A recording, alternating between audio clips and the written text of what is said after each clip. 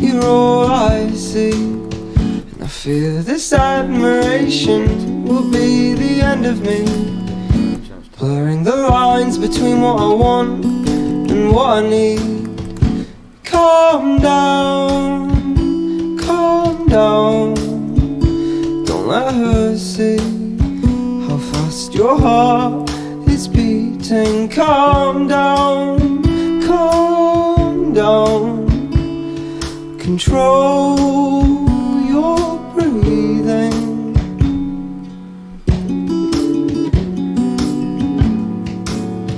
And if you don't want me, well, it's just a fluke. I think about you, but I know I'm not good enough. And I built you up too much. No, I can't say what's on my mind in case I go and scare you away. Calm down, calm down. Don't let her see how fast your heart is beating. Calm down, calm down. Control your breathing. I want to learn this on guitar as well. I know. No,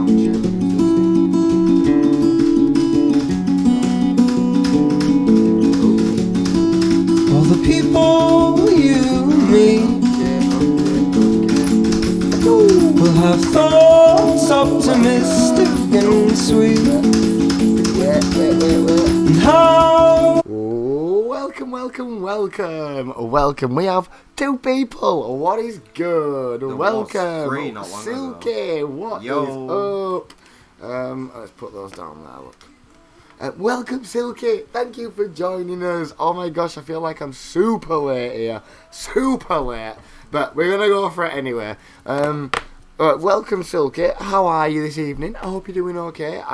Feel like I'm still half asleep, man. I'm not going to lie. I had a terrible nap. What's up, K and A? What is up? K and A. That's the one. Like it. It's got a ring to it. It's got a ring to it, don't it? Not good. Good to hear, Silky. Glad you are doing great. Glad. Good to hear that. Not doing too bad myself. Feeling like a nice, cosy little bit of a chill this evening. It's like nearly 9 o'clock here, but I've kind of already been to sleep for a bit, so bottoms up. And all that.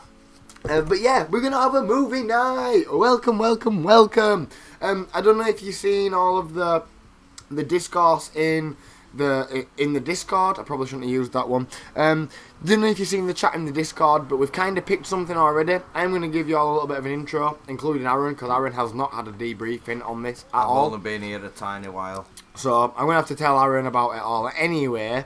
But yeah, I'll give everybody a little bit of a debriefing. We are going to watch The Lie of the Polygraph, though. I have spoke about it before. Welcome, Jess. Good evening, Jess. Good evening, Kate. What is up? Welcome, gang. Thank you for joining us. It is great to see you. It's great to see you. Thank you for joining us. So we'll just hang on for I guess like 10 minutes or so. Let everybody get in and settle in. Nice sausage dog, yeah man, I like these. These are one of my new favourite bands. I'm trying to learn some of the shit on guitar.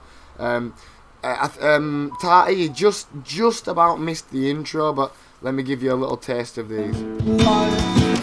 They've got a terrible name that I don't want to repeat though. They're called Crywank. Why would you call it that? It's weird, isn't it? I don't think they had any intentions of ever going big. Like, step yeah. to my Look, the album's called Tomorrow Is Nearly Yesterday, and every day is stupid. Literally, they've got a track called Crywank Composers. Literally just fucking about. They're literally just fucking about. I swear, at this point they are just messing about, but they ended up like going massively big, or like this album went like viral or some shit. What's this other song that they've got as well? Song for a Guilty Sadist. Check this out though, it's a right tune. I mean, if you're into a bit of guitar, you'll already be able to sense that there's a little something there. Yeah, I heard this at 4. This makes me feel like a weak man who thinks that he is strong. Must I play the show? So yeah, my new favourite band, everybody, my new favourite band. For this week, anyway. But yeah, Crywank, I know, right? Can you imagine? Can you imagine having a band called Crywank? What is that about? Guess what? I have a job interview tomorrow, Silky says. Oh, my gosh, well done. Congrats. That is absolutely huge news. What's the interview for? What is the interview for? I mean, you don't have to tell us if you don't want, but would love to know. Absolutely awesome. Best of luck. I really hope everything goes well. I'm sure you will absolutely smash it. But, man, it's tough at the moment, right? The job market's tough right now everywhere.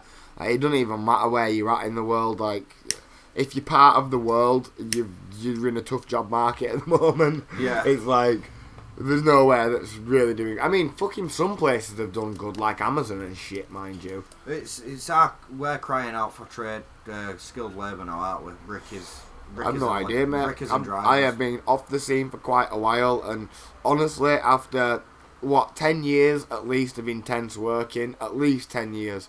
Like, I mean, I technically started work experience, like, when I was 14, 15, and you did work experience as well, right? Yeah. We all did work experience, didn't we? I ended up staying on at my Beckside filling station, though. It was pretty cool. Didn't get paid for it, like, but it was pretty cool work. Fucking, didn't mind doing it. User experience architect at a company that does financial stuff. Right. Whoa, nice. Shit, that sounds awesome. I have absolutely no idea what that is, mind you. But it sounds important. It sounds very impressive, absolutely. User experience architect, that is awesome. So from that, I'm gonna deduce that you're the person that maybe like is in charge of the user experience of a company that does financial stuff, right? So when you're using their financial services, you're gonna be it's user experiences for websites. Yeah, pretty.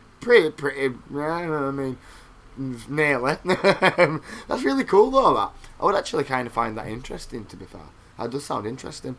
Love it. I hope everything goes well. Good luck, Silky. Best of luck, honestly. Times have been like really shit during this whole pandemic thing, so yeah, man, you've earned it. We've all earned it at this point. I think a little bit of a break. But good luck, honestly. Let us know how it goes. We will all cheer together. Yeah. Okay, right. So, movie night, everybody. Welcome. I'm gonna try to do this from like more often. I'm sorry about the time. It is a little late. I also did not anticipate like being so late tonight. As you can see, I am definitely dressed for the occasion. But we're gonna watch The Lie of the Polygraph. So I'm gonna tell this to Aaron, but this is an open dialogue, of course. So The Lie of the Polygraph, I've talked about it before. You know what a polygraph machine is? Like, go on. The thing that they use, like, the lie detector. Oh, yeah. So that's the polygraph machine. The polygraph machine is the lie detector. It's like, I think it's like 55 minutes long, so nearly an hour long documentary sort of thing, and it looks at sort of the history of the polygraph, why they don't use it in court, because it isn't used in courts. I don't know if you'd, I found this quite an interesting fact, but how would you feel if I told you that the person who invented the polygraph is the polygraph's first and biggest sort of detractor, the person who the first person to say it don't work, don't fucking use it, and the public sort of took interest in it and ran with it, and all the while the guy who made it was saying it don't work, and people didn't listen to him. So yeah, but it actually got outlawed all the way back in the 20s, I think. If I'm getting that right, it might be the 40s or something, but it was like ages ago that it got outlawed, which I thought were quite interesting. I thought it was quite interesting that it got made like a while ago in general. I don't know. Sounds like some pretty nuanced tech, but turns out it actually isn't. So it goes into all of that, and it's just a really sort of interesting overview of it all. I think it goes into a couple of criminal cases and why cops do use it and why it is useful for law enforcement. I won't ruin why it is, just in case you don't know. I'll let the video explain that, but it is a really interesting reason and a controversial reason. I would have thought. I mean, depending on which side of the fence you land on, I suppose. So would love to hear your thoughts, opinions, but feel free to like fire your comments in as it goes. We'll probably be quiet whilst it's on, but fire your comments in as it goes, and you know me, I'll get to the comments at some point. It might take me a while, but I will get to them. Kez, are you in a dressing gown? I am. I'm not gonna lie. I am in a dressing gown, and I've lost the thing that ties it together. So the thing that ties it together is my arm. So I'm going to do my best to be modest and keep covered up.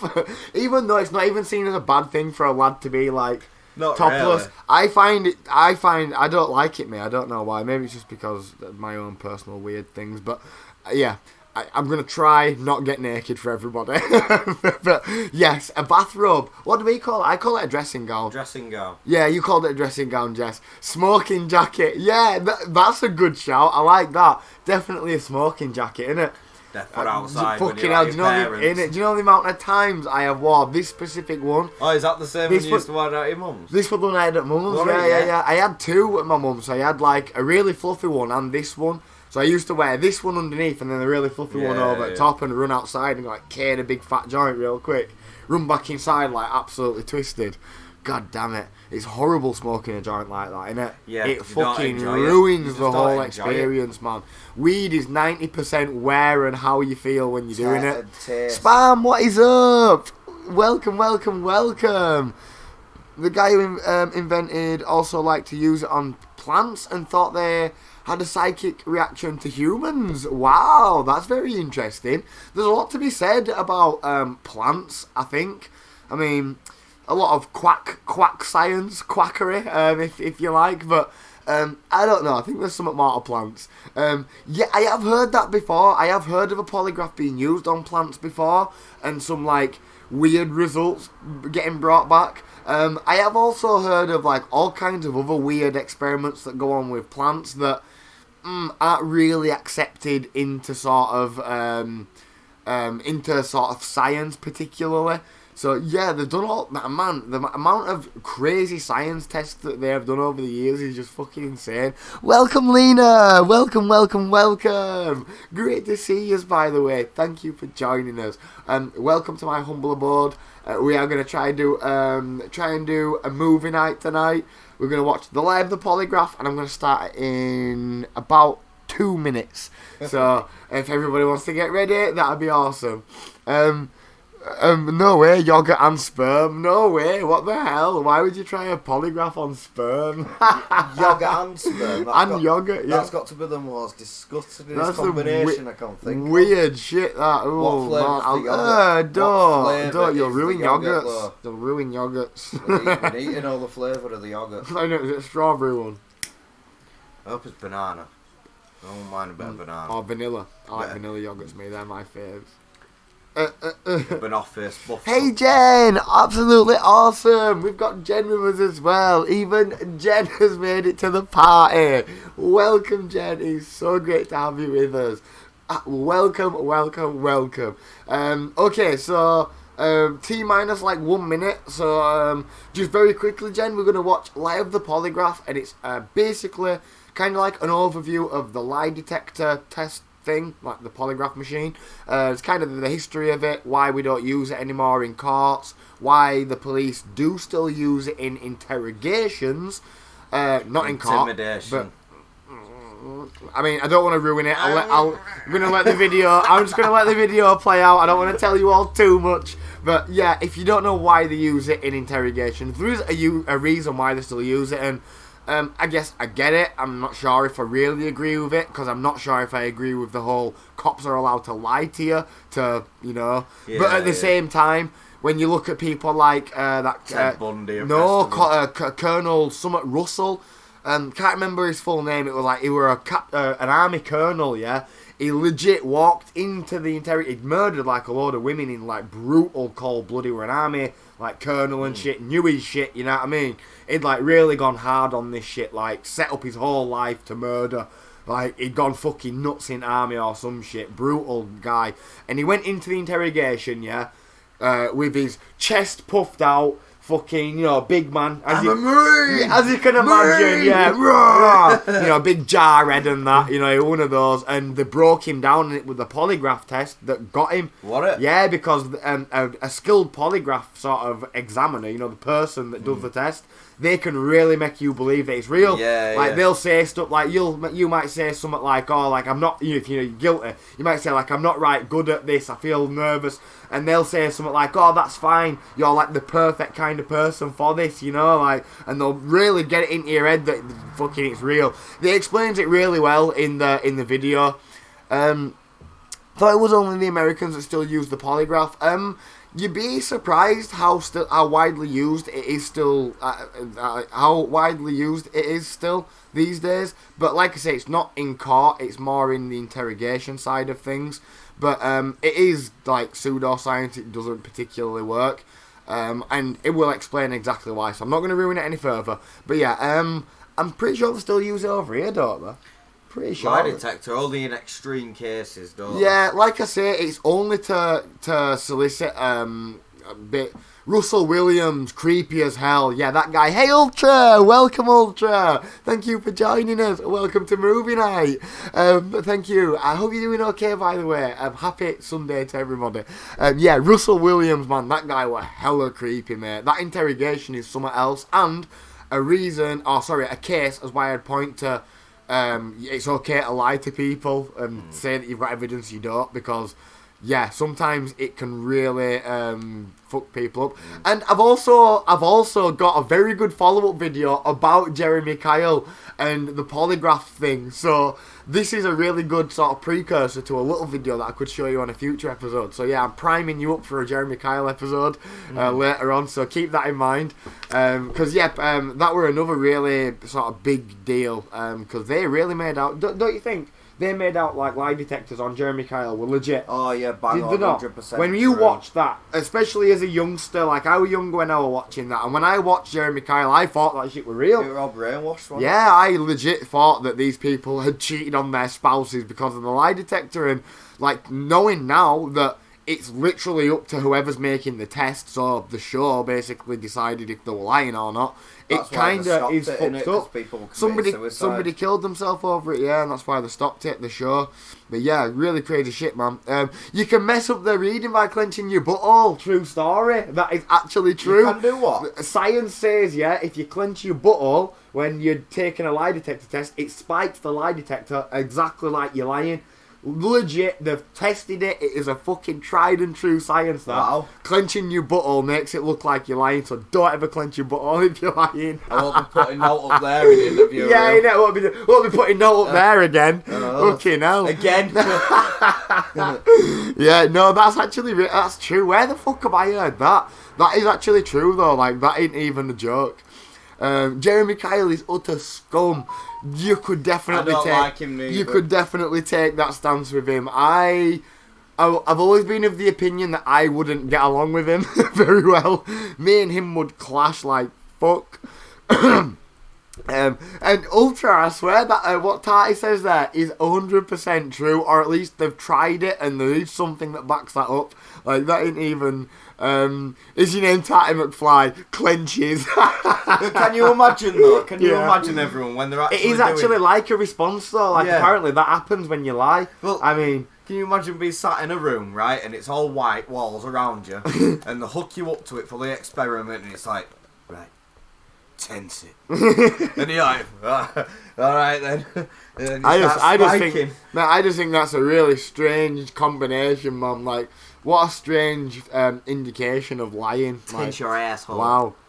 And if you got a hold of fart and it's over, exactly right. But do you know the thing with lie detector tests is if they want you to be lying, it's already over for you. So that's why, honestly, in no circumstances should you ever speak to the police without a lawyer present. Like, absolute fact, never, even if you've done fuck all wrong, never, ever, ever talk to police. Like, ever.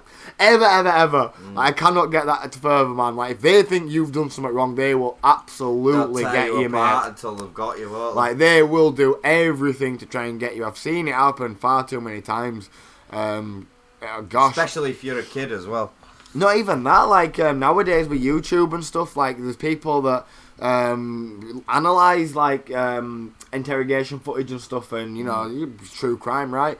So I've seen it loads of times, like, there were a really famous one where, like, people point to it all the time of, like a guy that's, like, totally just telling the truth, and he's going crazy, like, there's one guy that's going crazy, and then there's another guy that, they lie to him and say, we've got you on video, like, they grab him, it's like some burglary or some shit, and they're like, look, we've got you on video, it's not up for debate, like, we're not asking you why you've done it or whatever, we just basically want you to either say you've done it or not. If you say no, whatever, you know, we've got you on camera, you go into jail. And the guy's like, I want to see the video then, like, you know, like, I don't get it, like, you know, and you can just tell, you can just kind of tell that the guy's baffled. He mentions a video and he's like, good, wicked, you've got a video, that's great. What I'd say, that's what you'd say, wouldn't you? You know, you'd be like, great, it obviously shows me then, right? The guy even goes as far, as to do a visual representation and draws his thingy on a whiteboard and everything.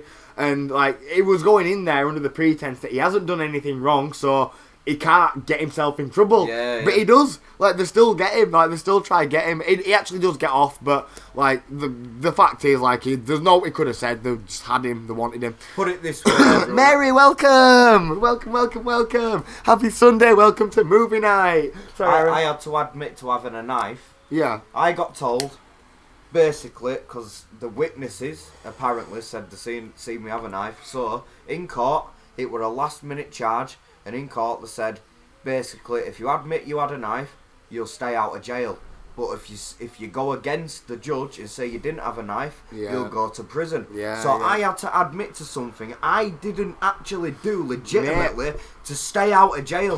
Plea bargains happen all the time in America. That's do you know, I heard a crazy statistic that like 95% of criminal cases end in a plea bargain in America, which is basically that way. They say, admit to this, and then you'll be and get it's this. like, but it's fucking I'm mad. innocent. I didn't have a knife in it. That's what I was telling him. It's like, but even though you're saying you didn't have one, just admit to having it, and you'll keep out of jail. And it's like ridiculous, innit? Especially when I'm innocent. Like. Aaron, that's fucked up. It is. It's really fucked up, man. And that's honestly like how bad it can be. It's terrible. Like, I was so angry. I honestly can imagine what I was like in okay, that so just think of that feeling, capture that feeling for a second, and imagine that somebody's saying that you've done something really heinous, like murdered someone, and they're legit saying, we have caught you.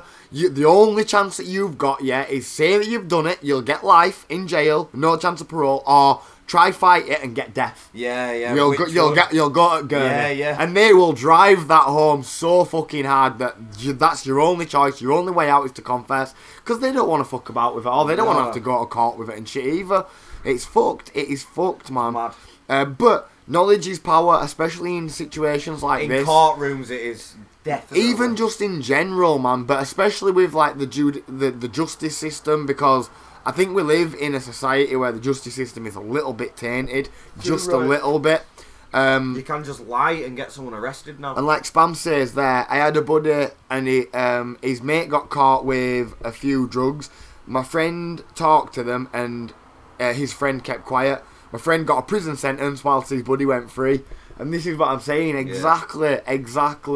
Do you know what? On a very smaller scale, I have literally been caught with somebody, do you remember where Gibbs used to live? In that little snicket behind Kent's? I got caught in there. Me and my mate were smoking a joint together, and basically because I just said nothing at all, and the other lad was doing all the talking, they literally let me go and took him down to the station. Because he was talking. And we were both stood there with weed. Police just love people that talk, man. Because the more you talk, the more they can draw back on later, like the whole Miranda rights warning. Remember when they did it to us behind Drake's Fisheries when we were younger? And the caught us all with weed and they all let us go. It's happened a few times to us. It has happened a few times. They're pretty dodgy over here. Like, they're not really too fussed about weed if you're just kind of smoking it. It depends who you get. Like, the other week, I got pulled in my brother's car by the police and we had weed and they let us go. But if the woman were with someone else, the woman would have done us for it. But but because she was with an older guy, but were like the mentor, he let us go. But if it were just her by herself, she would have done us for it. Because you could tell by the tonality and the mannerisms of the both. The guy didn't care. He even said, "I don't care about weed. I can't be bothered with it. And it's not a hassle, mate. It's a waste of time." Yeah, a lot of coppers do feel like that about weed over here. I do, yeah. Wonder where the weed went exactly. Yeah, I mean, I definitely had one occasion. Yeah, me, Jake Brown, and Taylor were once down at Dockfield Road. You know that canal. Yeah. Right at the end there, we were there smoking a joint one night. We'd walk down, think we'd been like, like around that little area, and we'd smoked a joint. Police, like 2 police officers, or it might have even been one, I can't even remember now. But we ended up getting stopped by somebody. We like dropped his joint, and they didn't say no. And then we like looped back, went back to find his joint. It was gone off at floor. We dropped it slyly, to try and find it. Anyway, ended up leaving. And like Dockfield Road, it's like a big long dark road. There's like no on there, and we carried on walking, and literally the copper were like walking up the road smoking it. Really? Yeah, we're literally seeing him smoking it, smelling. We're like, that's got to be our joint. Like, that's fucking got to be. You know what I mean? We were buzzing though, to be fair. To be honest, everyone on here will know what Dockfield Road is after reading my story online. Yeah. I'm not allowed on there, am I? Oh, yeah, true. My daughter and her husband were pulled over on the highway and held at gunpoint by 4 police because they thought someone had stolen the licence and replaced it with a random one. Bloody hell. But there's no need for guns at that point though, is there? Like, well, I watched something the other day, man, and look, Ken's naming people with first and last names in stories. I know, right? What am I playing at? Jesus. It's a very conventional name though. You YouTube that or Facebook that, you'll get 1,000. Yeah. So it's fine. It gives it more feel if I give names. But glad our cops don't own guns, absolutely, because what Aaron said there, like, there's no need for guns. In America, like, literally, because the citizens have guns. It's happened so many times where they've, like, I watched one the other day, like, it was a really good video. I wanted to actually show you this one. This was going to be one that I threw in the mix for tonight, and long story short, like, the video starts by, like, a situation where the coppers shouldn't have shot this person. Like, they follow this guy into a toilet. He tases him, like, for no fucking reason. Literally, the guy's like, "I'm trying to get some food, leave me alone." He goes to wash his hands first in the toilet. Like, he's done not wrong. He's acting a little sketchy, but he's got a mental health problem. He's acting a little sketchy, but not enough to warrant tasering him. So then his mate copper runs in as he's tasering him and struggling, and then the mate copper, who doesn't see this initial struggle, shouts he's got a gun. So fucking boom, boom, boom, boom, boom, shoots him, like, fucking kills him dead, like wow, you're obviously left thinking that is so fucked up. So then it continues to, like, go on to say that that situation was fucked up, but look at this other situation where the guy doesn't shoot. And then it goes on to show you this other one where oh man, it was harrowing. I have honestly never heard a scream like it. Fucking nearly in tears, it was that bad. He were only a young copper as well. And it were a Vietnam vet, and the guy's obviously fucking having an episode. They pull him over, he jumps out, he starts telling him to go fuck himself and that, does like this little dance thing, he's obviously having a moment, that's what I mean, and the guy's like telling him fucking, stop, like, don't go back into your car, stop, turn around, he literally is screaming at him, "Please sir, don't go into your car, please sir, come out of your car." The guy pulls out a fucking carbine, starts popping away at him, mate, and he's obviously a Vietnam vet, so the guy knows his guns and shit, mate. He's like ducking around and doing all these crazy manoeuvres with it, and he kills the copper. You know what I mean? The copper doesn't even shoot, mate, and he's like just screaming. It's fucking horrible. And then you're literally thinking, why didn't he fucking shoot? So it's really easy to look at a case and think, why have they done that sort of thing? But these are the training videos that these lot are getting shown, and that'd scare me. Like, those screams are fucking real. That guy is gone now. That's not a joke. Our coppers use the taser like a gun now. They pull it out straight away. As soon as you raise your voice, the taser's out now. Which I don't disagree with tasing. Like, that's fair enough, right?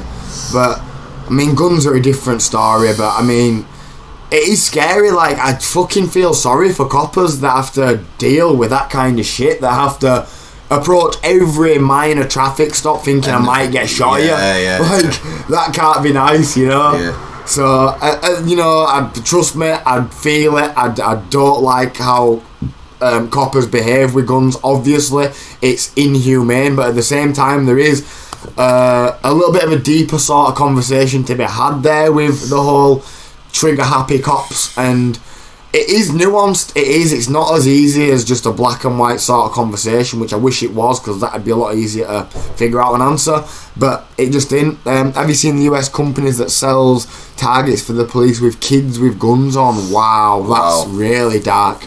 And like I say, I am by no means co-signing what coppers do and how they do behave with guns. They're trying to brainwash the coppers there, aren't they? Like, I'm just trying to give a little bit more nuance to that whole argument, and it's a little bit of a devil's advocate sort of thing, because there is more to it, I suppose, and I do feel it for coppers, but at the same time I also feel it for the people that have been shot unjustly, the people that have lost people too soon because this shit's gone on.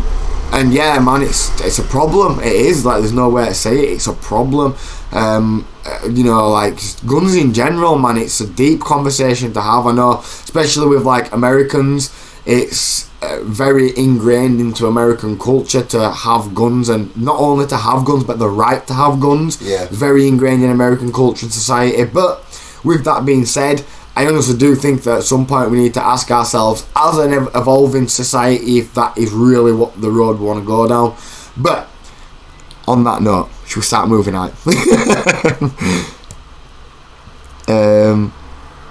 Not much try to become an American cop though. Yeah, not much training. Yeah, well, this is the other thing. Like, because it is a tough job that not many people want to do, they are trying to throw people through and get people in onto the front line, which I don't agree with. Like, anybody that has a gun should, in my opinion, have adequate training. Like, simple as, everybody that has a gun, never mind if you're a cop or not, you should all have adequate training, in my opinion. And I know a lot of people do, but at the same time, a lot of people don't.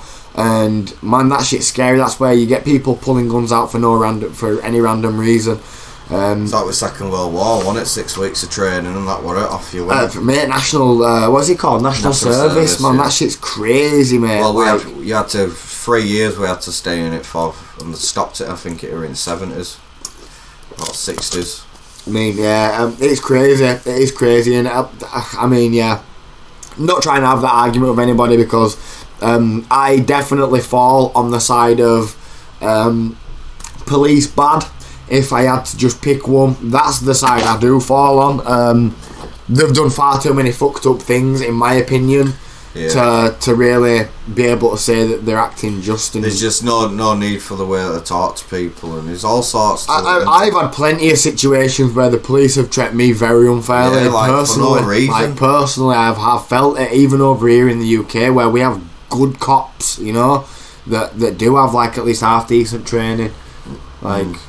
But yeah, like, police and that whole situation is a very, very tough sort of conversation to have, because especially in the US as well, when you're talking about the US, like, I think possibly the US is under more of a microscope than anywhere in the world for the coppers and the gun rights and stuff, and rightfully so, because there's been so many fucked up things like that happen constantly, and I think there needs to be a very serious conversation over there about guns and about the laws, regulations, about maybe taking them off some people, because no, not everybody should have a fucking gun, not at all. And I think with that very complicated but also very simple solution, it's as complicated as you want to make it. It is as simple as literally taking people's guns off them, like you'd take fucking some other illegal chemical, or a bag of weed. Why can't you take a gun off somebody if you can take a bag of weed? I mean, maybe it would. It probably would. Yeah, it probably would. But do we want those people around? I mean, they're the very people that the coppers are scared of. They're the very people that, you know, I mean, fuck knows.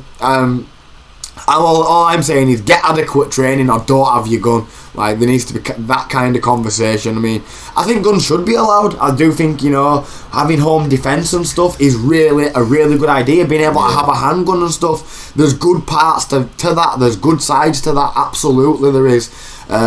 For example, Second Amendment, if our government goes tyrannical, if our army starts fucking about with us, we're fucked. Yeah. So there is a conversation to be had, and there is pros and cons to it, but I think when you're having to send your kids to school with, like, bulletproof vests and shit, it's gone too far. When people are just taking aim at civilians, it's just gone too far. But it's easy for me to say. I don't live in the US, so I'm not a person that should be commenting on the situation. I sent you that video, didn't I, the other week, of that kid what got the burglar, and that kid, and he was screwed in head after that. When he was shooting his fingers off. And can imagine, man. Like, it's not cool, man. Mad. I always get angry at the UK police TV programmes. Yes, they are so confrontational. Oh my god, they are. I can't watch them. I watch them and just get fucking infuriated. The way they treat people for shit is disgusting sometimes. I agree. Mate, we was on stream the other day where there was a protest on in town. I asked the copper what's going on, genuinely, because I didn't know. What was it? What did he say to me? Go and fucking read sign over there. And I'm like, wow, you piece of shit. Yeah, well, you know what I mean? No need. So believe me, I feel it. Like, I do. I'm not trying to like be that guy that's like, police are great, because they're not. They're like, there's so many bad ones. There is, but at the same time, there's a lot of good ones, and I feel like it's wrong of us to then forget about the people that are trying to do it properly, because there is people that are trying to do it properly at the same time. But yeah, god damn it, they're terrible, man. Saw this video on Reddit earlier of a policewoman accidentally shooting a guy because he thought she'd pulled a taser. Bloody hell, because he pulled the taser. And that's what I mean, man. Just having a gun there in that situation is scary. Like, it is. It's a scary thought, man. And yeah, the police with sells targets for the police with kids with guns on. That is terrifying, man. What the hell?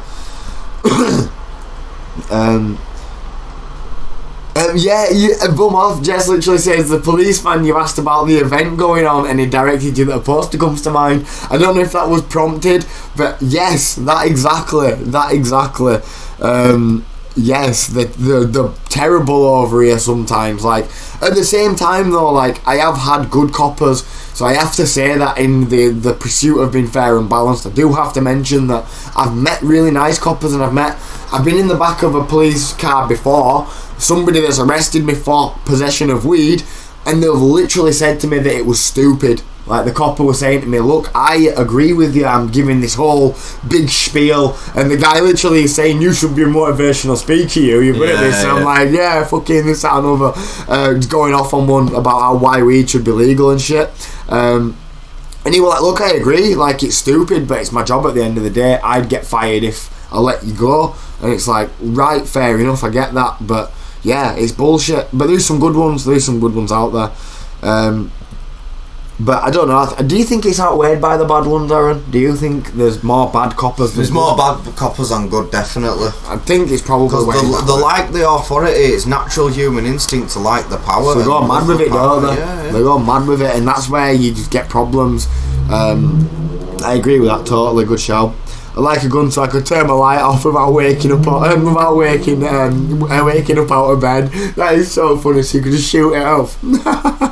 Yeah, I would like a gun. Like, full disclosure, I'd love a gun. I'd love to have a handgun and be able to go shoot it in my garden. It'd be well cool. That's just reminded me. I'd set up assault courses and everything, man. It'd be fucking sick. I was watching a documentary of a week about American soldiers back in the day, when they were fighting in Korea and that, and when they were laid in the bunks and stuff, they were sat down, and because they got that drunk, they couldn't be bothered standing up to turn the light off, so they'd literally shoot the bulbs out with the pistols while they were laid in bed. That's how relaxed it used to be. Like, that is mental.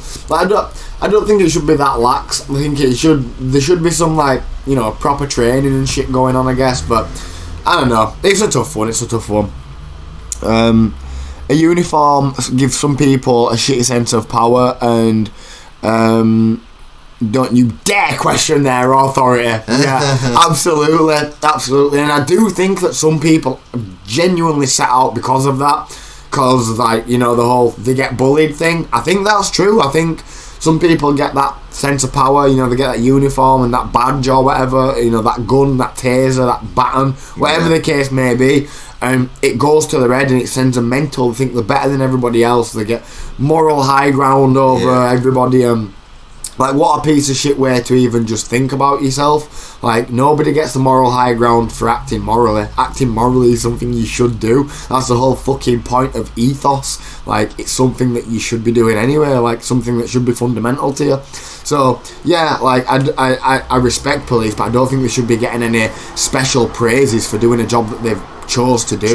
You know, like, at the end of the day, that's great that you've chose to do that, but...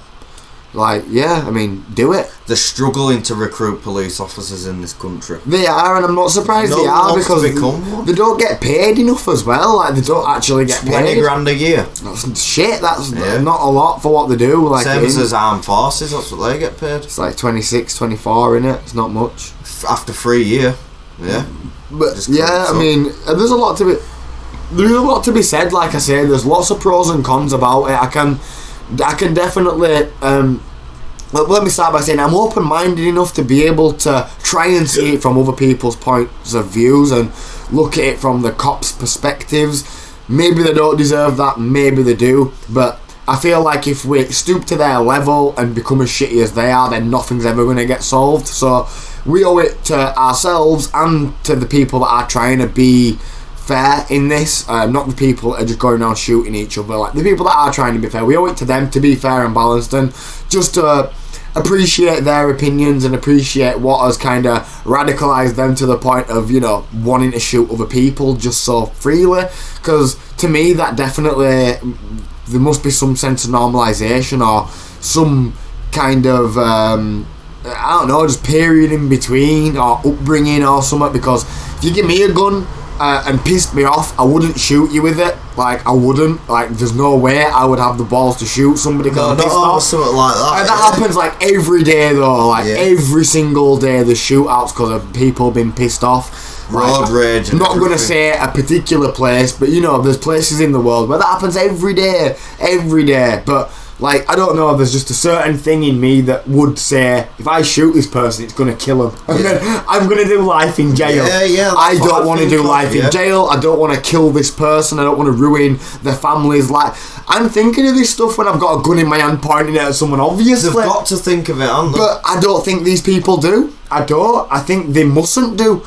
I think it's their right to shoot someone. No, I don't. I think it's like, I don't know. I think it must be a complex set of things that just takes that kind of reasoning out in general.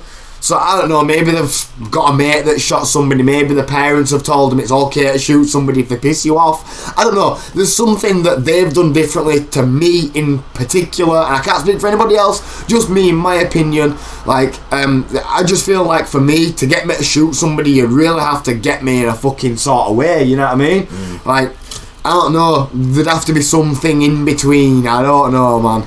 Like, even if someone really pissed me off, I wouldn't want to kill them. Like, I might want to hurt them, I might want them to possibly hurt themselves, but I wouldn't want them to die or kill them. Like, I don't know, maybe in some really small cases, but really, really small cases.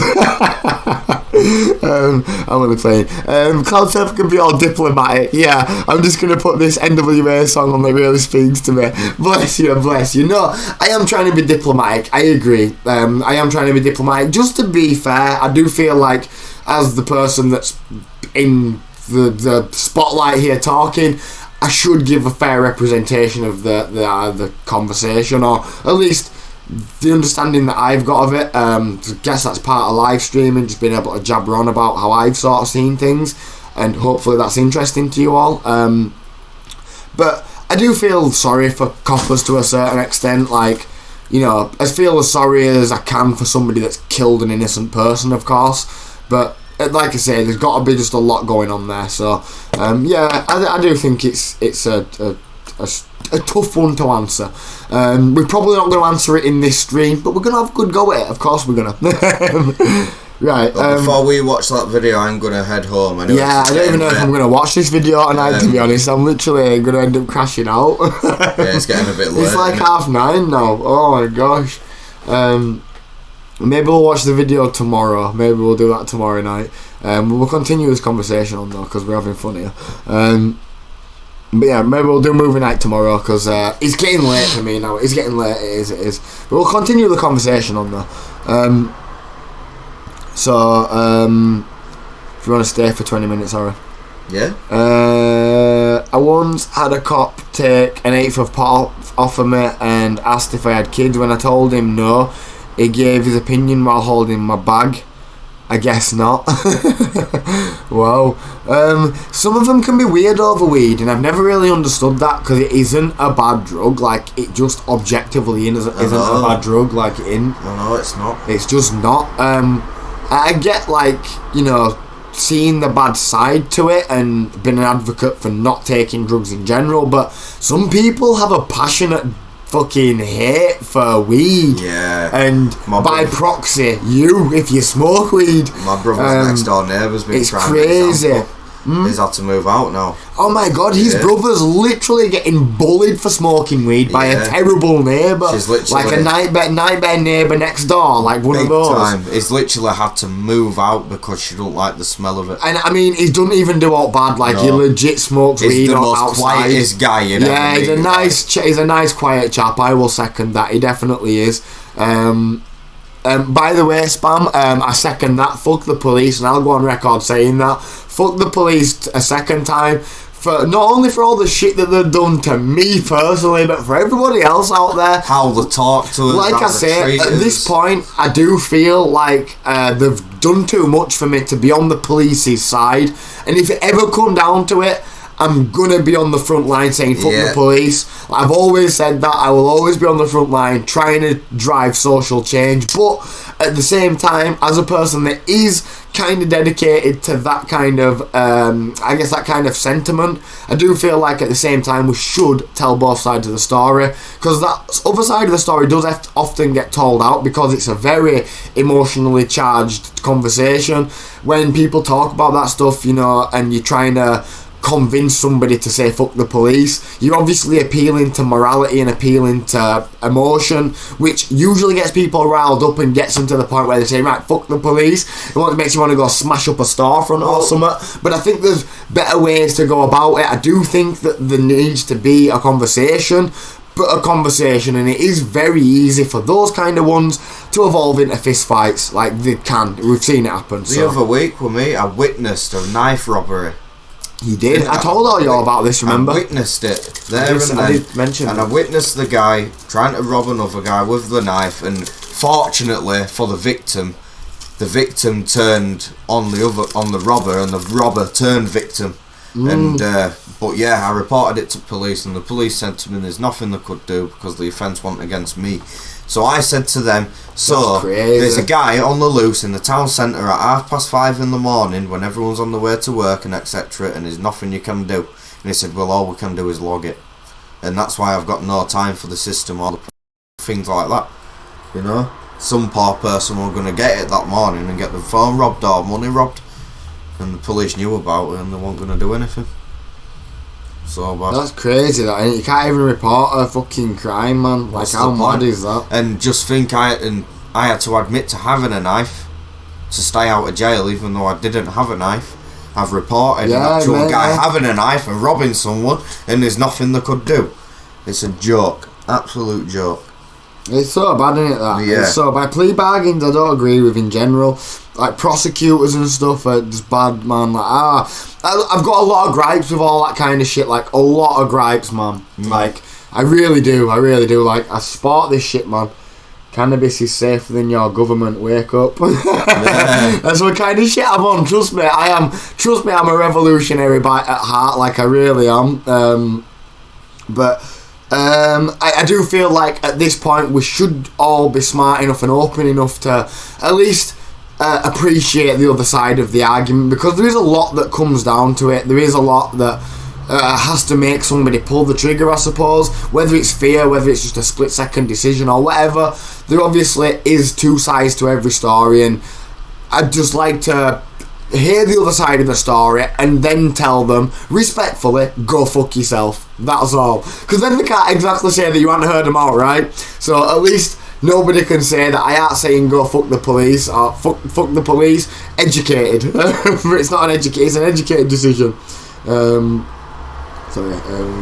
Texting my dad. Boom. Right. Sorry, do you want to read some comments out whilst I just quickly make a joint, Arnold? Alright, go on. Go to the big one. Just saying. Spam says, I do agree, Cloud Surfer, it's a nuanced situation. Yeah, no, it is though, thank you, yeah. He was so rude, Lena says. He sounds rude as well. Some of those anti-weed people are just the worst kind of people, in my opinion.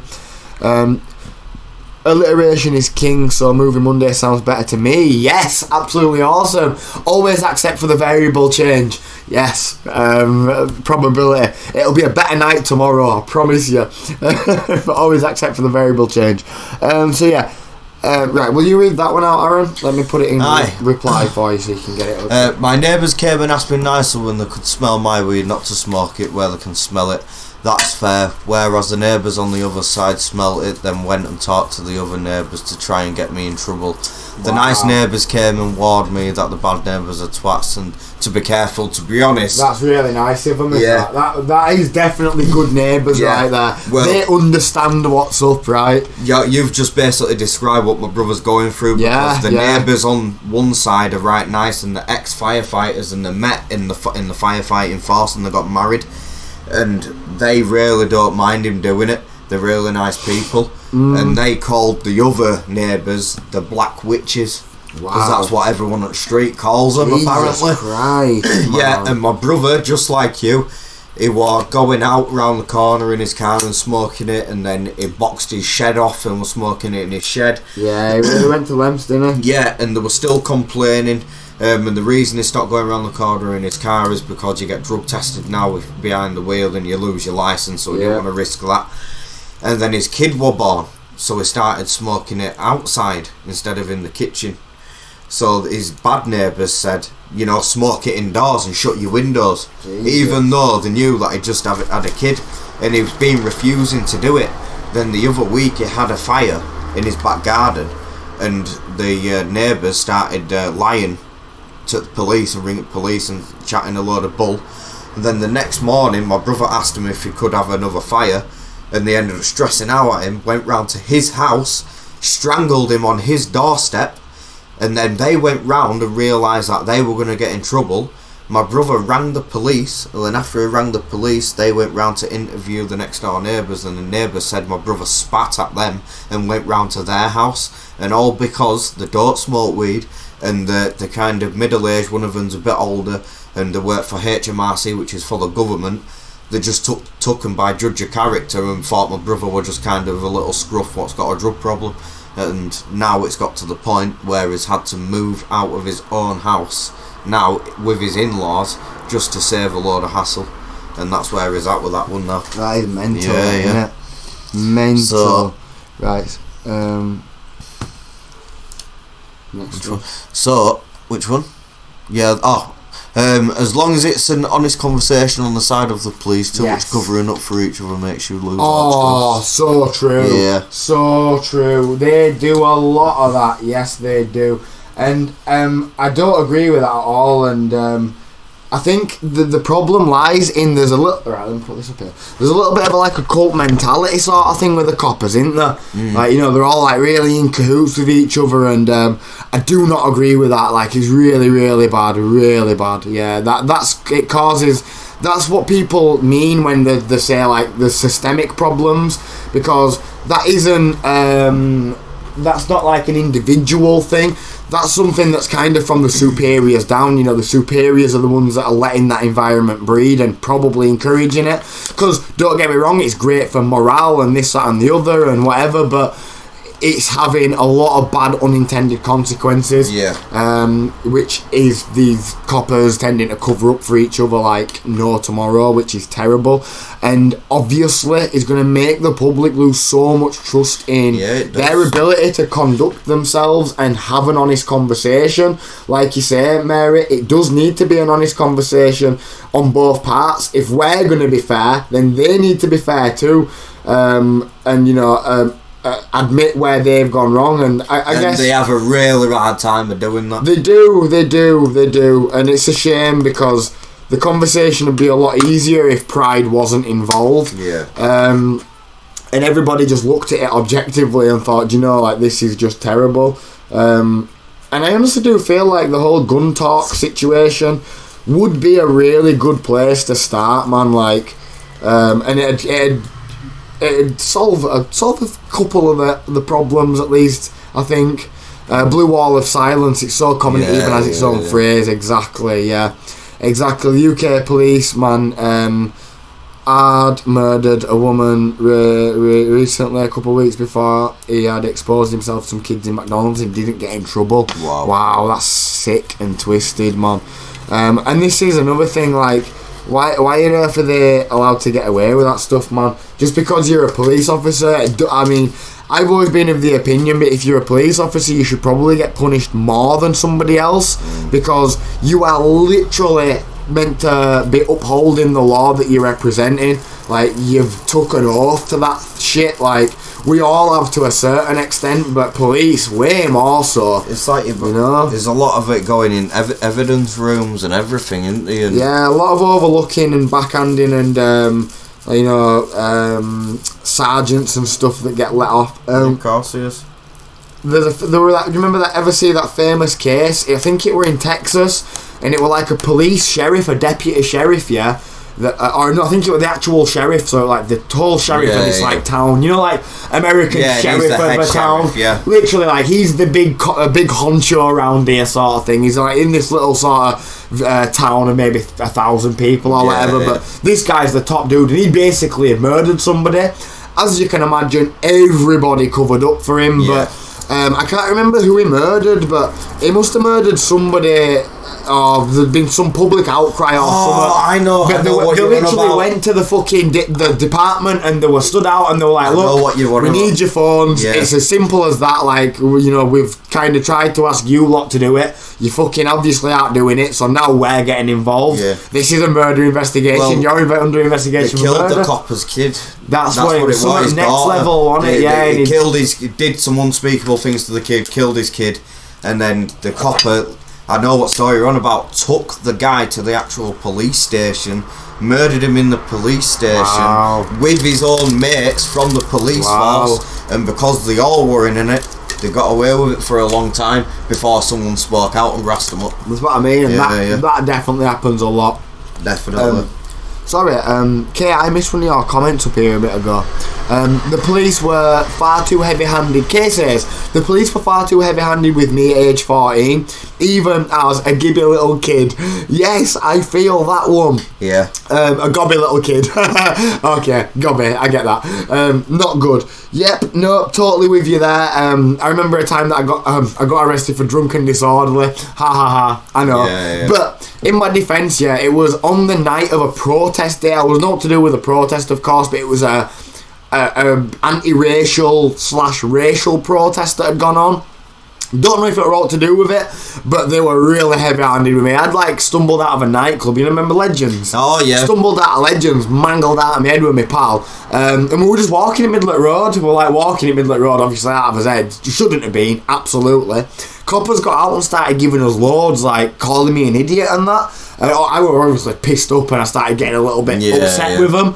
I was getting a little bit cheeky, but like you say, Richard, I was being gobby. That's it. I don't mean violent or all, you know. And But he's the one what's got out and called you an idiot. Yeah, he was literally approaching me, calling me an idiot and this, that, and other. And I was like, what did they expect? I was like, whoa, what the hell? My mate were telling me to like chill out and this, that, and other. And I was like, no, like I'm not no fucking idiot. You know what I mean? Like that's a bit much. Yeah, mate, they ragged me down the ground. I had a big scar outside my face. They like dragged me across floor and shit. Proper cheese grated me. I got them though because I went back at car and I said I'm gonna throw up. They're like, yeah, whatever. I'm like, you literally need to pull over. I'm gonna throw up. And they're like, and laughing at me and that. Did you? Yeah, we're literally throwing up, laughing at them. Good. Laughing at them. Do you know Should have let me out, you twats. Dean's sister, little sister. She's had both her wrists broke by police. Both of them. They're horrible. They can be proper horrible. Like I say, I am honestly not on the police side when I talk about the police at all. Like I'm really not. I just do like to add the little bits of context, and it's only recently that I've kind of I guess come around on that whole situation. You know, with the whole cops and shooting people, and it being a bit more nuanced than just them being bad. But with that being said, man, like seriously, some of them are so terrible.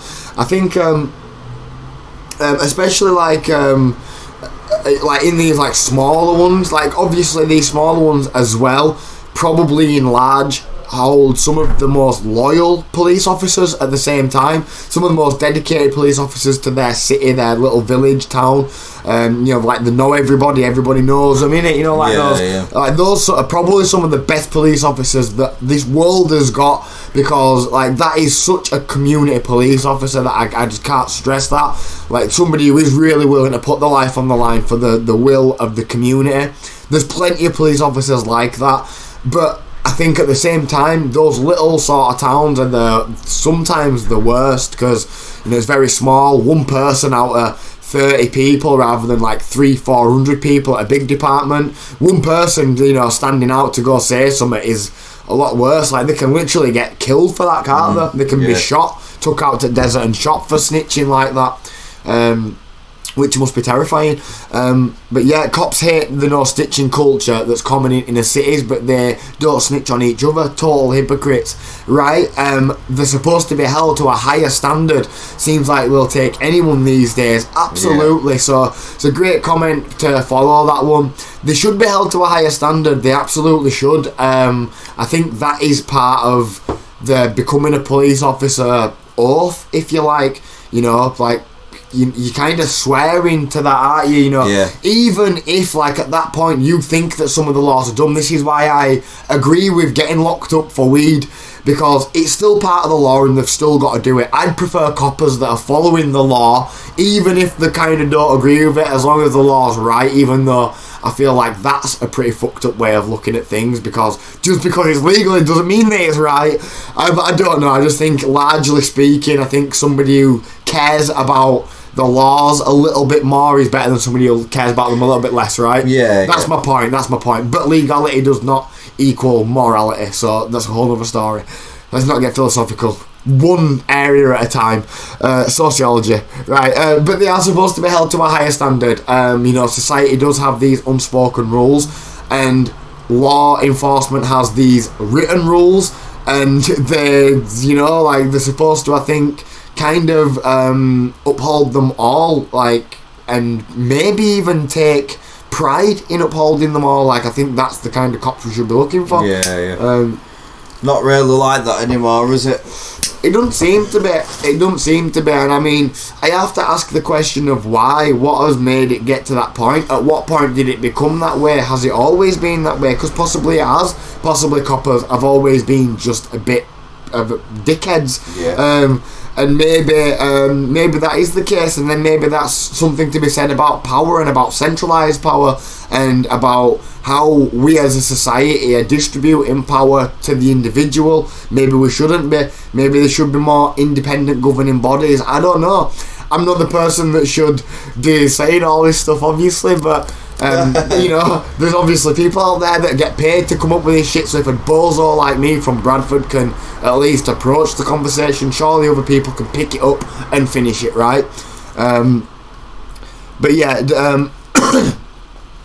They're supposed to be trained in de-escalating situations. Absolutely they are. And they are trained in de-escalating situations and they don't fucking listen to it. It's ridiculous. Not only ridiculous, I'd just rather call you idiot. It's infuriating. It is, it's infuriating. And I just have to wonder what on earth has made them that way. Like, maybe they've always been that way, maybe they were born that way, maybe they were raised that way. I don't know, but I do find there's some value in asking the question, at least. But to serve and protect, absolutely. And do you know one thing that coppers hate? And next time we see a copper, I'll flipping show you and get locked up just for the kicks. But call them a public servant. Say that, tell them that they hate when you say that they're there to serve and protect you. They hate being called a public servant. Like, you must have seen those. They're called auditors, I think. It's like a whole community on YouTube. And if you are into, like, not liking the police, go check out Yes, fam, with a prime sub, my dog. Thank you very much. Bless you, bless you, bless you. Thank you. I appreciate that. I appreciate that very much, man. What were I just going to say then, Aaron? What were I just saying? You've got me high now. I can't. Prime sub, you know. Thank you very kindly. I don't know where I'm going. I've totally lost my train of thought now because that popped up. Thank you for that, man. I appreciate that a lot. I definitely think, anyway, going to Lena's comment. What comment were I on that, mate? Oh, yeah, so basically telling them the auditors, that's what I was telling you about. Check the auditors out. If you're not into, police being dickheads, go check these auditors out. They give them loads, mate. There's this guy, I think he's called Audit, the Auditor. That's his YouTube channel, and he just goes and hangs around the police station and just be a dick. Yeah, like, that's literally what he does with his time and uploads it to YouTube, and he'll just stand out there and they'll come out and they'll be like, fucking hell, Jeff, what? Yeah. Come on, just please stop it. You know, you freak it ladies out in office, you know what I mean? And he's like, no, I've got every right to be studying section 145 of this, that. He obviously knows his shit, and they can't do all. They literally beg him to leave, and he'll turn up at, like, you know, when people like get arrested and stuff, he'll just turn up and he'll, you know, be giving them loads, and he'll be like, whoa, what are you doing? You're that, you know, it's like, you're supposed to be doing this, that's not the technique, and he knows his shit clearly, and he just gives them loads, and that's the point. Lawfully, you are allowed to do that. Like, if you know your shit and can put them in the place, then you have a lot more power against them. Video cameras is enough power nowadays. Video cameras is enough power. It really is. It really is. And you turn that video on, the talk to you totally different. And this is why I implore everybody, man, to record. If you see that shit happening, and don't record it, but do not let them see you recording it if you possibly can. Yeah, because then you can catch them out. Because then, not even that, they can get you and they'll be a dick to you. Like, all I mean is, like, if you see somebody getting arrested over the road or whatever, pull your camera out. If you're getting arrested, pull your camera out. You are under every right, there's every law on your side to pull your camera out, say, I'm recording this for your safety and mine, I hope you don't mind. They do it, you're allowed to do it too. Make sure you say that as a statement. Let them know that you feel alarmed, distressed. I think if you say those words over here, specifically those words, they have to, like, chill out. You know, you say, look, I'm feeling alarmed and distressed. If you don't, like, keep your space, I am gonna lose it. Like, and they're literally like, I trained to listen to that kind of language. So yeah, like, knowing your shit to say to them, like, just not being a dick with them probably does help. But dash cam for these situations, absolutely. Cameras are a good shout, man. Cameras are a good shout because they can save your life, like, they really can. I mean, we wouldn't know half of the shit coppers have done without cameras. And even to a certain extent, like, even the body cams have caught them out, right? When they released body cams. George Floyd. Well, that was a public sort that got in, but the body cam did come out and got brought up in court. There has been other cases though where it's been the body cam and nobody's actually recorded it, and it has only been the body cam footage that has sort of come out. So yeah, and I think at the same time, we was on about earlier about how there's a lot of this sort of mob mentality and they don't snitch on each other. I really do think as a society we need to be praising the people that do, like, go against the status quo and stuff. I don't think there's maybe half as much praise and by proxy protection. Like, the more people that know about your situation, the better, right? So yeah, I think we should definitely try and look out for those situations. Look out for those stations that are trying to do better, and, you know, maybe leave them a comment on the social media or something, because believe it or not, that's the shit that works in this day and age. That's the shit that gets through to people, like social media posts that get traction. But cameras are a good shout, man. Dash cam, great shout. Not only for coppers, but even for your insurance. It actually brings your car insurance down over here having a dash cam, doesn't it? Yeah, it does, yeah. So, good shout to have a dash cam. But yeah, that's why they arrest you for using bad language against them in the UK. If it causes them alarm and distress, you're breaking the law. Absolutely. I think it's a Section 18 public order defence. I think that's exactly what it is. I might be wrong, but and Mary, there'll be an exact same sort of, like, thing in your state. I think it'll be like the UK. Nice. The UK is kind of universal. It's obviously a very small place, so that's the same down the south and same up here. If you say those words, alarm and distress, they are words that, like, they know that is one thing they are trained to listen to, like, you know. So yeah, knowledge is power. Knowledge is power. Even you just knowing your rights and making it clear that you know your rights terrifies them, because they bank on you not knowing your rights. They bank on you, for example, saying, yeah, it's okay to search me, because you're actually allowed to refuse a stop and search if you're under legal grounds to. For example, if they don't smell weed, if you're out in a high crime area, if you're not swearing at them or anything, if you're not known for that kind of stuff and you're giving him the name, if you're not being hostile, all these things, you know, like in court, for example, these things will all be taken into consideration and go in your favour. So these are things that you should be letting be known in discourse with a copper. Like, absolutely, man, because that shit really can save you. I think because the USA has a kind of freedom of speech, you can say all sorts to US police. Yeah, that's true. That's true. I think you maybe can get away with a bit more. Like, believe it or not, the UK is known for being super tyrannical. Like, it really is. I think we've kind of took this approach of not being too bad on the public scale, but just remember who we are. Remember what this place used to be like a couple hundred years ago. Like, this is one of the most, like, oppressed places in the world, like, really. And we don't have those kind of freedoms, you know, like freedom of speech. That doesn't really apply here. We're, of course, protected by laws to say certain things, but we don't have freedom of speech. We are not allowed to go tell a cop to go fuck himself. We can get arrested and locked up for that. Straight up. Straight the fuck up, that's done. Even saying straight the fuck up in front of a copper can get you locked up. Shouting, you know, can get you locked up. Being in a high crime area, like, I've been arrested. Check this shit out. This is a true story, yeah? So, okay, there is a little something that does go in their favour, but I think there's plenty that goes in my favour. So when I was like 15, I was working with my uncle, you know my Uncle Nicky? Yeah. Doing scrap. We used to go out in his van and collect scrap. Super fun, but yeah, never used to make much money. But I was doing that all day. We used to work like all day for 20 quid. We'd go out collecting scrap all day, then we'd take it all back to his house, unload it all at his house, like rip all the wire off and strip boilers and shit. And I used to find that really fun, you know. At 15-year-old. 15-year-old, my uncle smoking weed with me and letting me drink with him on weekends and letting me drive around in his van and shit. I was buzzing. It was like getting 10-20 bars here and there. It was really cool. What the hell were you even going to say? About arrested. Oh my god, thank you, Aaron. Yeah, and so one night I'm walking home from his house. It was in Shipley, so it's like maybe a mile or so away. I literally was like not even far away from my house, and the police stopped me. I think it was about 10 o'clock. Police stopped me, and you know, like they said that there'd been like a high burglary rate in the area. So they needed to search me. So I was like, okay, that's fine. I've got a screwdriver on me. I've been working all day. Yeah. I've literally just come out of my uncle's house. Ring him, go up to his house, you can ask him. He's up.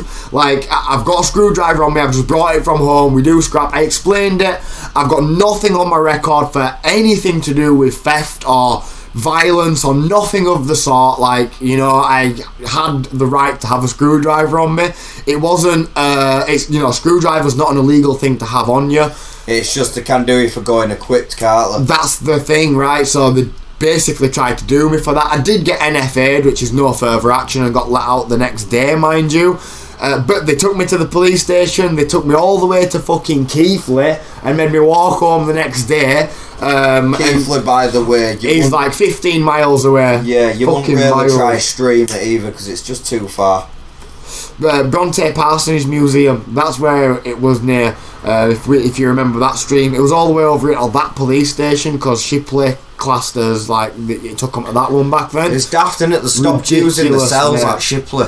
Yeah, and for some reason they ended up taking you to Keighley, man. But that was the first time I ever got locked up as well, and I was terrified. Why? It was 10 o'clock at night. I was shitting it. I was knackered. I wanted to go home. Like, it was fucking horrible, mate. Did you have blood on you as well? No, I didn't have nothing on me. I had nothing on me. And the thing is, the second they jumped out, I said, I've got a screwdriver on me. I've been at work all day. It's from home. Ask my mum, because I asked her to take it before I went. Ask my uncle. Like, this shit is, like, not a fucking lie. Like, you know, they could have easily gone and checked it. But, yeah. And then I later found out that, you know, the description of a person that they'd had a few nights ago, was a white, tall guy with a big nose. And I'm like, Jesus Christ, seriously, is that what you was going off? Yeah. Like, how on earth did you get short, coloured dude in rigger boots from that? Yeah. Like, I'm literally dressed in rigger boots. Like, surely you'd have noticed that. But anyway, yeah, like, they can be really, really unfair with you. They properly can, and I'm the first to admit that, absolutely. But, like, in that situation, if I'd have known my rights there, I'd have said, no, you gotta lock me up for shit. Yeah. Like, no way, mate. Like, you've got no grounds to lock me up at all. I've got nothing on my record. I'll have your job. I'll have your badge. I'll have you know. But I could have done, like, that shit's terrible. Like, I was clearly only a kid. Like, you know, one run through of my name, they've got your details, they know what you've been up to, you know what I mean? Like, one run through of my name, they knew that I wasn't a criminal, like... And your age. And my age, obviously. I mean, it was a high crime area, and I was the first to admit that. I was even saying to him, you know, it's fucking terrible. People are breaking into houses around here. My uncle lives around here, you know. He's having a kid. That's terrible. I'm having that conversation with him in the back of the van. Like, fucking hell. Oh, man, that's how bad they are. Like, I remember one time, out with my uncle, the only reason I remembered it, but they were looking for a guy called Kieran Winters. My name is very similar to Kieran Winters. I went back at van and it looked, you know, like obviously like I was hiding or whatever. Yeah. And they asked me my name and I'm like, told them my name. They ran it and they're like, oh wow, you know, I heard them all talking and that. And I'm like, what the fuck's going on? You know, like, I think you've got something wrong here, officers. They ran me through and they're like, alright. Then they told me and that's why I know. They're like, oh, we're looking for this guy called Kieran Winters. He's wanted. We thought it were you. Thought you were trying to lie and blend it, you know what I mean? Like, give a shit lie. They're taught to suspect everyone. Yeah, I mean, I get it, but they're just on it. They really want to lock people up, don't they?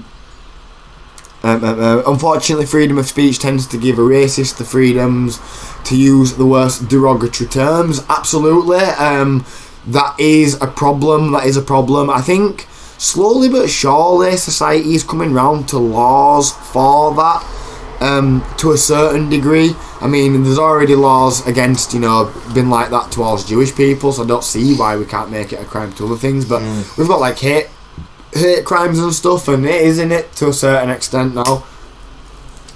Yeah. Like, recognised as not a great thing. But yeah, sorry,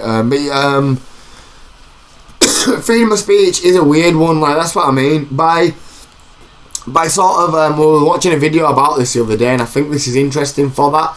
But by saying that you like freedom of speech and you're a proponent of that or whatever, then you kind of implicitly agreeing to letting people say that kind of shit. Yeah. Which, to a certain extent, like, we should allow that stuff to happen. But wait, we should only allow that stuff to happen because in a free and open society, in an evolving society, these people tend to weed themselves out. And what I mean by that is, when everybody else knows that racism is wrong, seeing somebody being racist makes most people say, what a dick.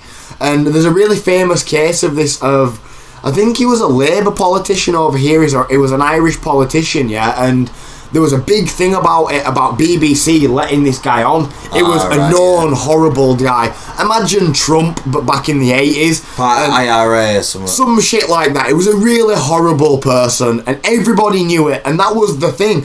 Everybody knew he was a horrible person, so why not platform him and let him crash and burn live? It went on Question Time, which is like maybe like Saturday Night Live, or like a politician sort of show, like a really serious show. And maybe not SNL, that's not a serious show, is it? But it's a really like serious sort of show, Question Time, where politicians will go on and they'll get asked like serious questions on a live audience and stuff. there was a big thing up to the run-up of this guy going on, saying, like, you know, people were writing in saying, don't let this guy on, he's horrible. Yeah, you lot are horrible for letting him on, you must agree with him and stuff. Yeah. And the whole thing was, freedom of speech should allow those people to speak, and then therefore allow us to reply and call them all fucking idiots. Yeah. It has its benefits, and I think in, you know, a free and open society, then that is what would happen, because we all know that racism isn't right, and I think at this point most people do know, don't they? Yeah. And you see it and think, right. what a piece of shit you are, like, what an idiot, what Yeah. a closed mind dumbass you must be, because nobody likes a racist unless you're a racist, which, you know, go be with other racists, that's fine. Being closed with your own, in your own echo chambers, Yeah. just don't bother the rest of us that want to get on and evolve. But yeah, that's why freedom of speech. That's why, because yeah, I think that's a good argument, freedom of speech, to be honest. Because yeah, like, freedom of speech does let these people say that horrible stuff, but then it lets us say horrible stuff back to them. Yeah, So- just as arguments. no, I mean, you know, it lets us call them out. I think discussion's good. I do. I think discussion's good. I think it's good to know why we don't like things, why things are, you know, like, why things are the way they are. I think questioning social constructs especially is very important, because that's how things evolve. Like, I watched something the other day, and it was a really interesting conversation about... I'll talk about that another day. Let me rewatch that video and I'll talk about it tomorrow. But it's a really interesting sort of concept about, you know, like, just like looking at things in sort of nuance. I just like to be able to look at things objectively like that. But yeah, I watch the Australian police shows, and they're always calling the coppers cunts. Yeah, You know, Australian coppers come across right polite and nice. they are nice over there. Yeah, they are. But we have got nice coppers when you compare it to some parts. And I mean, you could even say that the US has got nice coppers in comparison to other parts of the world. Yeah. You know, like, again, I don't want to name anywhere, like, and be calling anywhere bad or anything. But, you know, there's parts of the world where coppers are really rough, and, you know, they're fucking doing some mental shit. Tropical Kez. Yeah, man. Feeling quite tropical tonight. How warm is it? Well, it's probably about 18 or something now, isn't it? Yeah. Oh, it's right there. It's 14. Oh, it's getting nice and cool tonight, actually. Yeah, awesome. Wentworth is a good Australian show about a women's jail. Yeah, I've actually seen stuff about Wentworth Prison before. What have I actually watched about that? I used to be into, like, prison shows and stuff. I watched a few, because I personally could not do prison. I don't know about you, Aaron. No, I'm not I a prison. could not do prison. I couldn't do It'd break me. And honestly, it ain't even about, like, having stuff out. It's just I couldn't be around those kind of people. Really couldn't. It'd destroy me. But yeah, that is a good show though. Yeah, Australian shows are pretty good. I think the Australian police are relatively fair. At least that's how they get portrayed. Ours get portrayed as total dicks, don't they? Yeah. But the shows over here are what I like to call, because somebody else has called it this. This isn't my word, but I like to call it propaganda. And what that serves as a social construct, those shows, I think they serve to scare people, to make people more scared of the police and scare them into being complicit. Yeah, that's complicit. what it is. Is that right? Yeah. I think that's what it serves as, and propaganda is obviously a portmanteau No, of but that's right, you're propaganda right there. and, like, you know, cops. It stopped me doing illegal stuff. It has me to a certain extent as well. Like, it has me. I'm sure it has a lot of people. But there's a really interesting series by a channel called Skip Intro on YouTube, if you're ever interested, about propaganda and about the various shows and the various ways that they project propaganda. It's really interesting, especially if you've been into those kind of shows, like myself. Like, I did used to watch cop shows, I guess. Especially like what one though, Interceptors, police interceptors, and yeah, that. that's what I used to watch that loads, me, and Road Wars. it's definitely propaganda. Like, definitely that is there to, yeah, all that kind of shit on TV is there to serve particular purposes, and I just like to question things. I think it's good for society to question things and move forward in things. We had a live PD here in the US, but it went off air after George Floyd. No police shows on air anymore. After George Floyd. Wow, that's really interesting. Yeah, I didn't realise that either. I wonder why. That'd be a really interesting little thing to research. Let me go. Let's write that down on notepad. No cop shows after Floyd. I mean, that were a really bad one though. That were a really, really bad one. I mean, they used every tactic and technique that you are not supposed to use, and an absolute prime example of terrible police work. And to a certain extent, like, I'm really glad that it kind of sparked the social change that it did. I'm just sad that it had to be that way, I suppose. I don't think there would have been justice if the people didn't riot. I mean, there's been many cases very, very similar to that have ended very differently, and with no convictions, you know, like just suspensions, and a lot of these coppers are able to move different PDs and stuff, and that's it. Like, they literally move to a different department, like move towns, that's it, done. I mean, yeah, sucks and that, but geez, I just killed someone for no reason. Like, fucking hell. It is wild. Because there is a lot of covering up as well, like we were on about earlier. Right, let me put another tune on. Yeah, sorry about the whole movie night situation tonight, ladies and gents, but I do feel like we have had a decent conversation about cops instead, which is always good. Oh, well.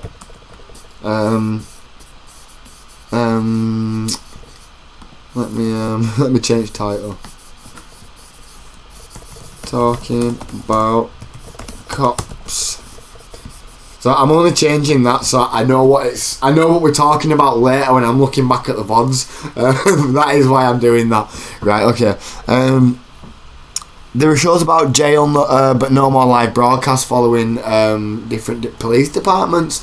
Wow, I think that's actually really interesting and a good thing to a certain extent, because I do feel like those shows serve a bit of a nefarious purpose to a certain extent. Maybe I am just being a little pessimistic there, but yeah, I mean, there's definitely something to be said there.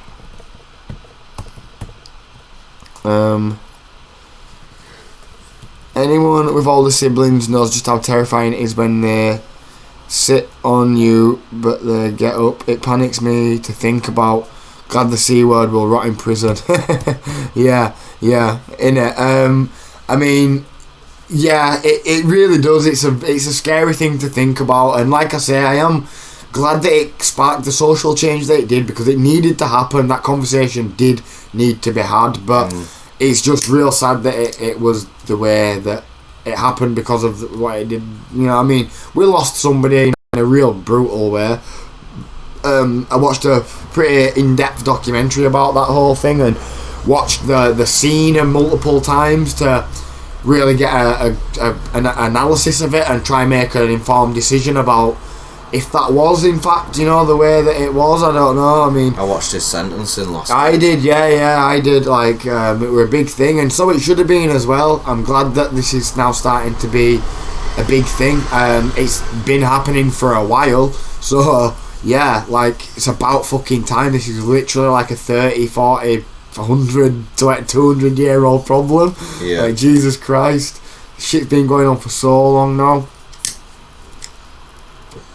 And honestly, like, the whole BLM thing, I've got my own contentions with BLM as an organisation, but as a message, I do think that it's a good message, although I think the slogan should have been "Your Life Matters."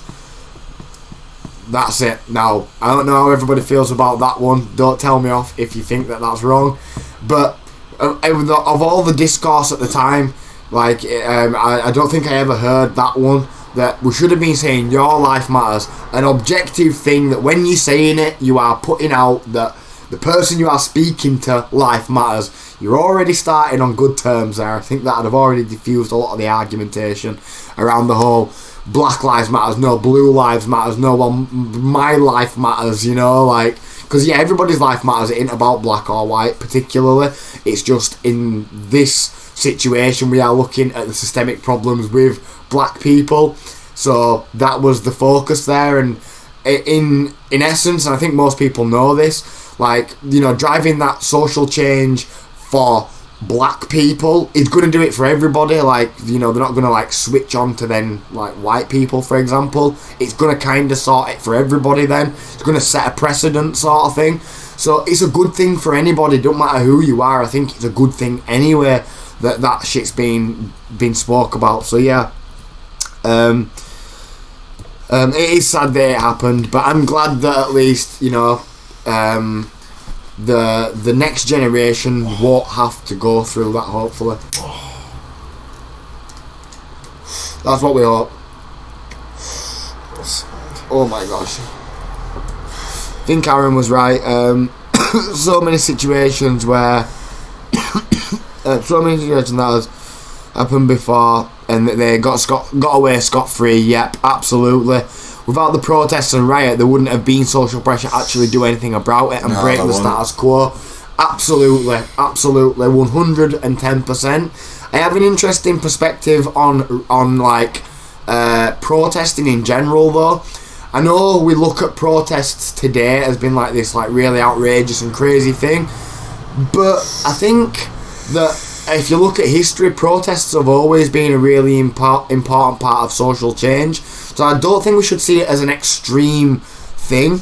I think we should see it as a necessary thing and something that we should be doing, though. But yeah, I think it's just an interesting thought that we've always used protesting as a way to drive social change. That has been our way. Nowadays, it's a lot easier to get together, and I think we should and do take advantage of that. But I don't think it's a bad thing that we protest for these things. I do think it's a bad thing that riots and stuff happen, and it's such I was just going to say, the case. I personally don't think it would have protest for George Floyd. I honestly, my personal opinion, thought it would get injustice. Sat outside his house and everything. I have to agree. Definitely, that's getting justice. It definitely is the social pressure, though. It definitely is, and I think that's been the case with a lot of things. Like, literally, you can look at the food riots in England in the 18th century, and it was... We had it last year, didn't we? But just even going back 200, 300 years ago, like, social change, it was to do with the taxes and inflation, and social change got driven back then due to protests and riots, and it's something that is as ingrained in us as disagreeing is, protesting, and I think that's a good way to do it, but yeah, people definitely take it too far for sure. But yeah, it is definitely the outcry that causes it, though. I don't think these things would happen otherwise. I genuinely don't. Definitely a good thing. I watched the trial, and those police officers belong in jail for life. Absolutely. They murdered him, man, like they did. Absolutely, it were really fucked up. And yeah, that's one thing, Spam, that you see in those cop shows in America. It's always black people getting arrested, right? It is. Or it's always lower income people getting arrested. That's the same over here too. It's never particularly rich people getting arrested, is it? Unless it's a drug dealer. But yeah, the cop who killed him and the rest for doing nothing. Yeah, absolutely. Doing nothing has been implicit for sure. Like, though all those people knew what the training were as well. Like, they could have stopped him. They could, yeah. I think the wording is fine. As some say, it's not saying your life doesn't matter. It's saying Black Lives Matter too, as they're the group at risk currently. Yeah, that's a great way to word it, Jess. Absolutely, I agree with that.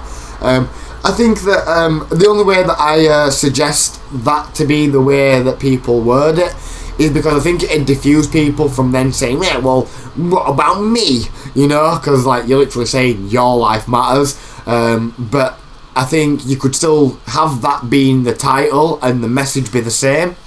Although the message is a very powerful one, you know, Black Lives Matter, it's a very powerful message, and I think it's still great that as a message is getting publicity and stuff.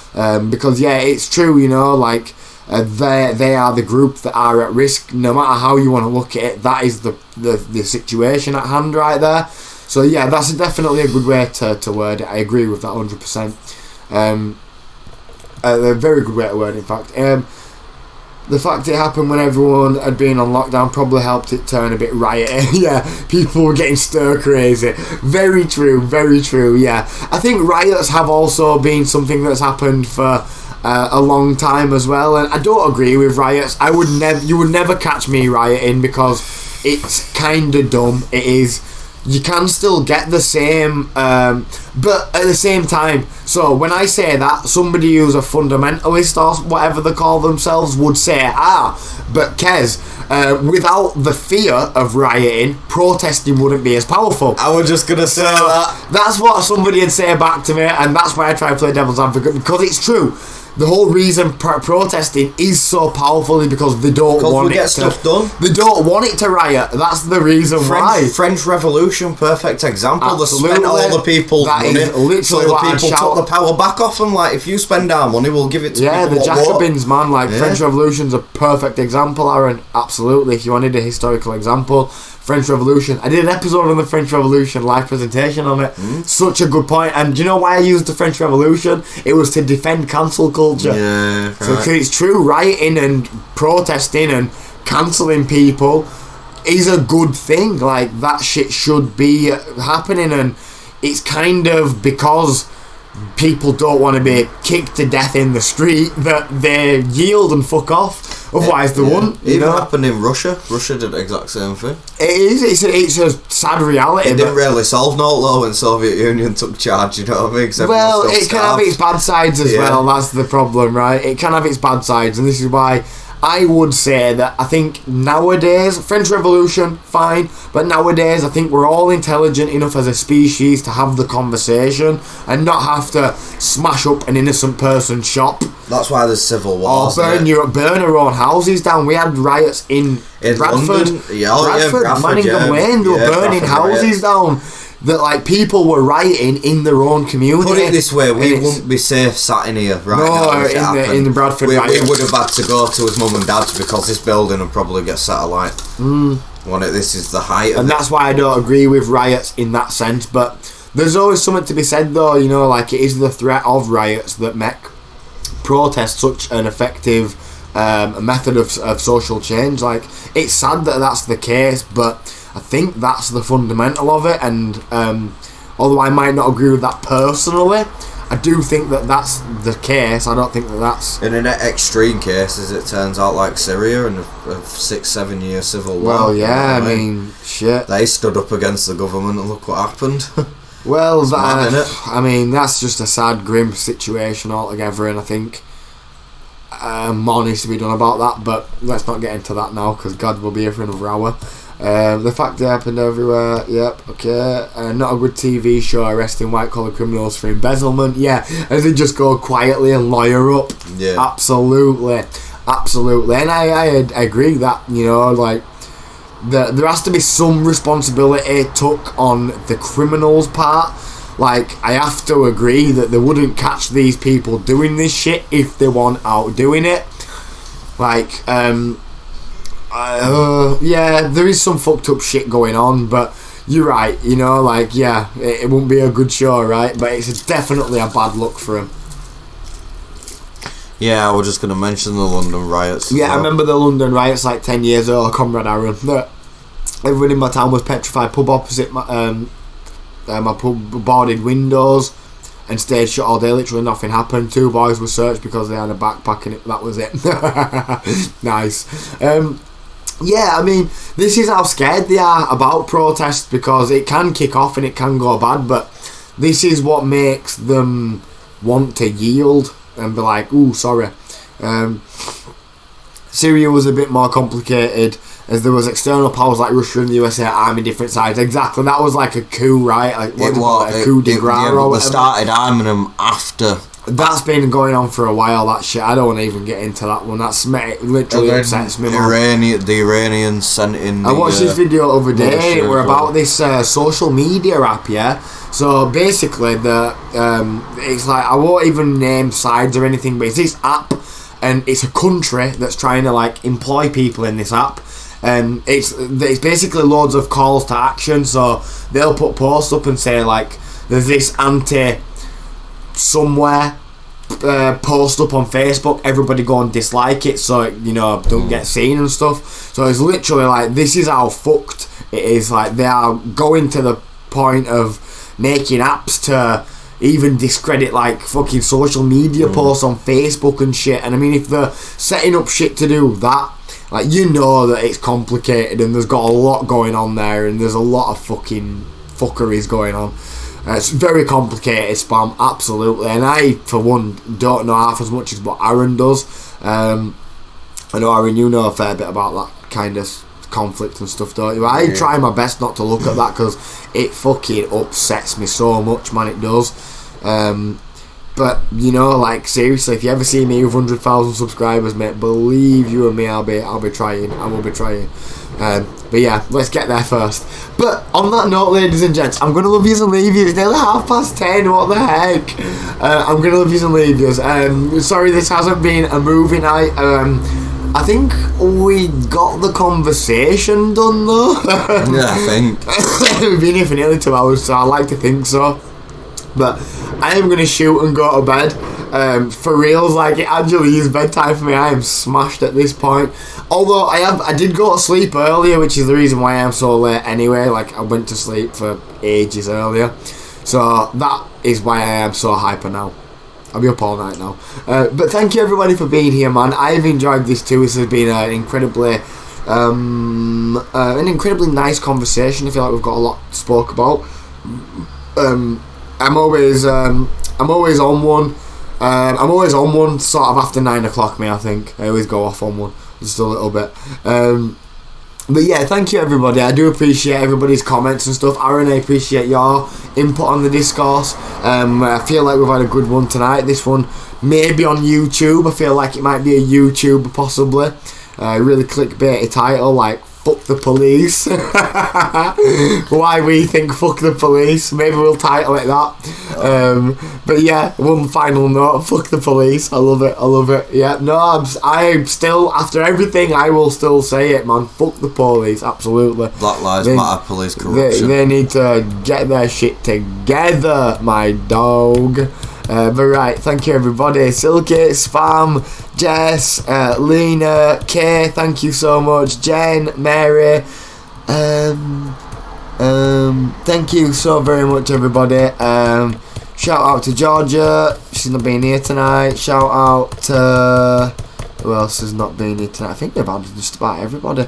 Well, shout out to all the Discord gang, the patrons, all of the Prime subs that make these little rants possible. Thank you all so very kindly. I will see you all tomorrow.